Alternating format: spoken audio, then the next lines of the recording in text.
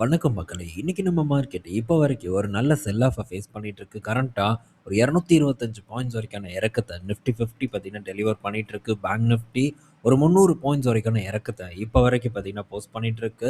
Market open ஆனதுலேருந்து இப்போ வரைக்கும் பார்த்தீங்கன்னா, ஸ்டெடியா வந்து டவுன் சைட நோக்கி நம்ம மார்க்கெட் நகர்ந்து போயிட்டு இருக்கு. இன்னைக்கு போர்ட்ஃபோலியோலாம் கிழிஞ்சு தொங்குது எனக்கெல்லாம். கிட்டத்தட்ட 1% மேலான ஒரு இறக்கம் என்னோட போர்ட்ஃபோலியோல ஏற்பட்டிருக்கு. இன்னும் கொஞ்ச நேரத்தில அது 1 1/4% மாறிரும்.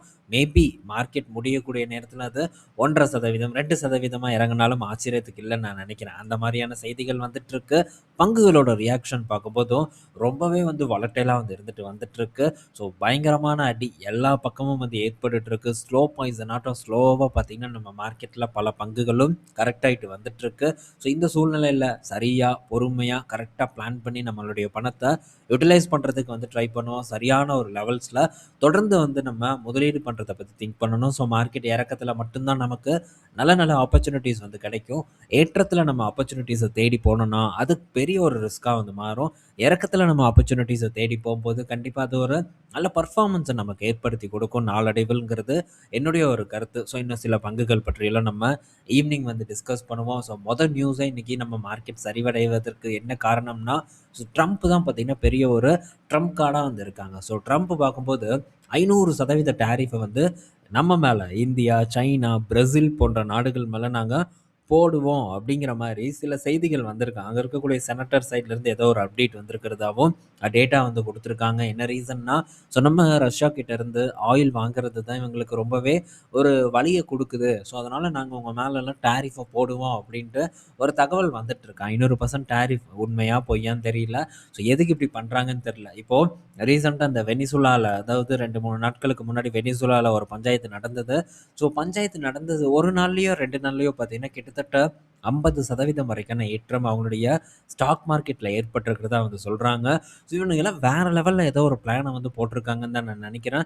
ஸோ பெரிய அளவுக்கு சம்பாரிக்கிறதுக்கான ஒரு திட்டமா தான் வந்து இருக்கு. இது வந்து பெரிய இண்டிவிஜுவல் சம்பாரிக்கக்கூடிய ஒரு திட்டமா இருக்குன்னு தான் நானும் ரொம்ப நாளா வந்து நம்ம டிஸ்கஸ் பண்ணிட்டு இருக்கோம். அதுதான் என்னுடைய எக்ஸ்பெக்டேஷனாவும் வந்திருக்கு. ஸோ டாரிஃப்ன்பான். நாளைக்கு 500%ம்பான். நாளான்னைக்கு அத வந்து நாங்க குறைச்சுட்டோம் அப்படின்பான். ஏதாவது ஒண்ணு பார்த்தீங்கன்னா, உளறிக்கிட்டே இருக்கிறது தான் இந்த ட்ரம்ப்போட வேலையா இருந்துட்டு வந்துட்டுருக்கு. ஸோ பார்ப்போம். இது எந்த அளவுக்கு ஒரு பாதிப்பை ஏற்படுத்துதுன்ட்டு. இன்னைக்கு இந்த கோகுல்தாஸ் எக்ஸ்போர்ட், அவந்தி ஃபீட் போன்ற எக்ஸ்போர்ட் ஓரியன்டட் பங்குகள் எல்லாம் நல்ல ஒரு சரிவ பார்த்தீங்கன்னா, சந்திச்சுட்டு வந்துட்டுருக்கு.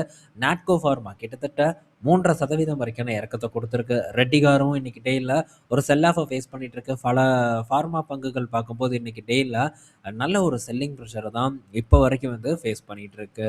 ஸோ தொடர்ந்து வந்து நம்ம ட்ராக் பண்ணுவோம். இந்த மாரி 500% டாரிஃப வந்து நம்ம மேல போடுவாங்களான்ட்டு, போடுறதுக்கான பாசிபிலிட்டீஸ் கம்மி அப்படின்னு இருந்தாலும், இந்த கிறுக்கன நம்ம நம்ப முடியாது. எப்ப வேணாலும் நம்ம இந்த டாரிஃப எதிர்நோக்கி இருக்க வேண்டியது தான். மேபி வந்து போட்டாங்கன்னா, அந்த டைம்ல ஒரே நாள்ல கூட பல பங்குகள் நமக்கு அட்ராக்டிவா வந்து வரலாம். ஸோ அந்த டைம்ல நம்ம கண்டிப்பா வந்து ஒரு பெட்டர் ஆப்பர்ச்சுனிட்டி ஏற்படும். அந்த பெட்டர் ஆப்பர்ச்சுனிட்டிய நம்ம பிடிப்பதற்கு ட்ரை பண்ணணும். அதெல்லாம் தாண்டி ஸோ ரீசென்ட்டா வந்து நான் சில பங்குகள் எல்லாம் வந்து ஃபோக்கஸ் பண்ணியிருக்கேன். அது எல்லாமே பார்த்தீங்கன்னா, டொமஸ்டிக் பிசினஸ் தான். எதுவும் எக்ஸ்போர்ட் ஓரியன்டட் பிசினஸ் வந்து நான் எதுவுமே வந்து சூஸ் பண்ணல பெருசா. டொமஸ்டிக் ஓரியன்டட் பிசினஸ் மேபி இந்த மாரியான ஏதாச்சும் ஒரு பஞ்சாயத்து நடந்ததுன்னா, ஒரு நல்ல பெர்ஃபார்மன்ஸ பண்ணும். அப்படிங்கிற ஒரு எதிர்பார்ப்பு இருக்கு. ஏன்னா, பெரிய பெரிய இன்வெஸ்டர்ஸ் ஏதாவது ஒரு இடத்துல பணத்த போடணும்னு நினைப்பாங்க. ஸோ ஆல்மோஸ்ட் வந்து நான் டொமஸ்டிக் பிசினஸ் ஃபோக்கஸ் பண்ண பங்குகள் எல்லாமே நல்ல ஒரு கரெக்ஷன குடுத்த நல்ல ஒரு தரமான ஒரு பங்குகள் தான். ஸோ என்னைக்கு இந்த மாரியான எக்ஸ்போர்ட் ஸ்டாக்லாம் அடி வாங்குதோ, அந்த டைம்ல அகைன் ஒரு டொமஸ்டிக் ஸ்டாக்ஸ் நல்ல பெர்ஃபார்மன்ஸ பண்ணும் அப்படிங்கிற எதிர்பார்ப்பு இருக்கு. ஸோ இத பத்தி நம்ம ஈவினிங் டிஸ்கஸ் பண்ணலாம். என்னென்ன டொமஸ்டிக் பங்குகள் அப்படின்ட்டு. ஸோ நெக்ஸ்ட் அப்படின்னு பார்க்கும்போது, ட்ரம்ப் கிட்ட இருந்து இன்னொரு அப்டேட். மிலிட்டரி ஸ்பெண்ட பார்த்தீங்கன்னா உயர்த்த போறதா வந்து சொல்லியிருக்காங்க.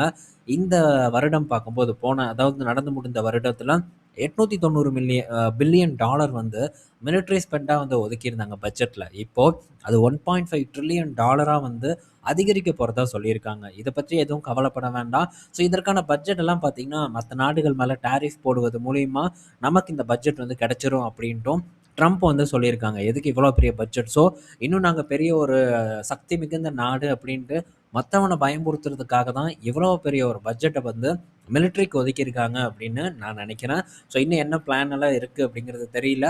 ஸோ ஸ்லோவாக போவோம். பேக்கப்பில் பணம் கண்டிப்பாக நம்ம வச்சுட்டே தான் இருக்கணும். மேபி நல்ல ஒரு சரிவு ஏற்பட்டதுன்னா கண்டிப்பாக நம்ம அதை யூஸ் பண்ணுறதுக்கு கையில் பணம் இருக்கணுங்கிறத மட்டும் மறந்துடாதீங்க.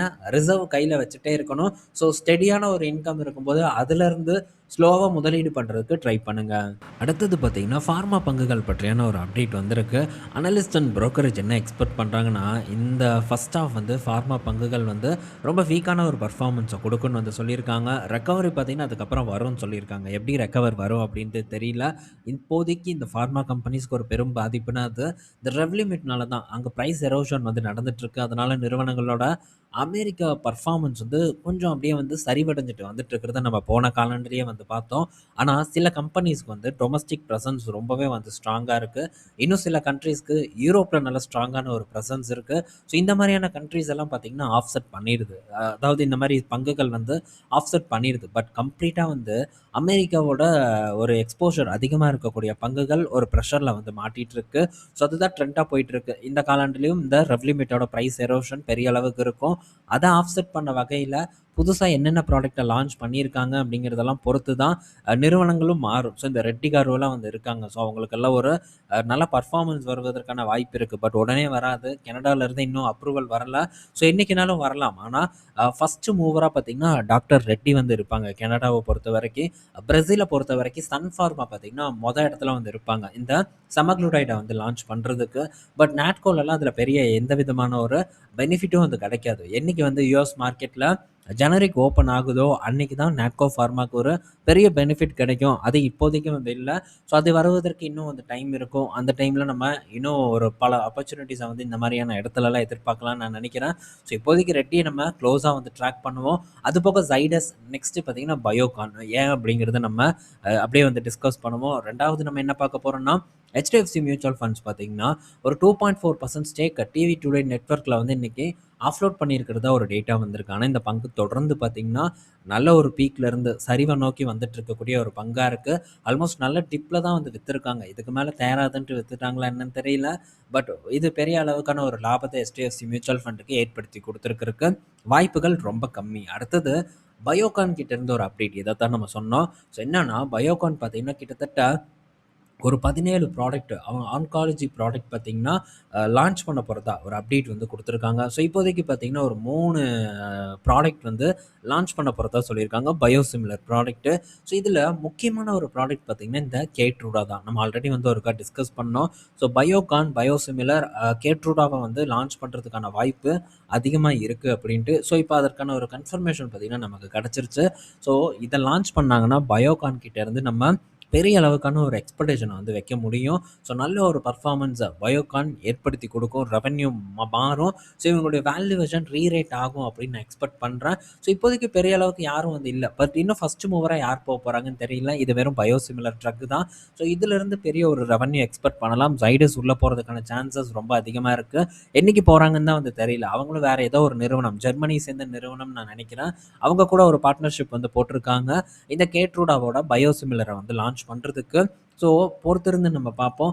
இன்னும் கொஞ்சம் வந்து நம்ம டீட்டெயில்டாக அனாலிசிஸ் பண்ணிவிட்டு ஸோ அதுக்கப்புறமா இந்த பயோகானில் ஏதாச்சும் ஒரு ஆப்பர்ச்சுனிட்டியை தேட முடியுமா, வேல்யூவேஷன் ரீரேட் ஆகுமாங்கிறத பற்றியெல்லாம் நம்ம தனியாக வந்து டிஸ்கஸ் பண்ணலாம். பயோகான் மட்டும் இல்லை, 3யும் ஜைடஸ் அதுக்கப்புறம் ரெட்டியும் வந்து சைட்டில் இருக்குது. இது எல்லாத்தையும் நம்ம ஒரு இடத்துல அனாலிசிஸ் பண்ணிவிட்டு டிஸ்கஸ் பண்ணுவோம். அடுத்தது பார்த்திங்கன்னா டாடா ஹேரியர் பார்த்திங்கன்னா பெட்ரோல் இன்ஜினில் லான்ச் பண்ணியிருக்காங்க.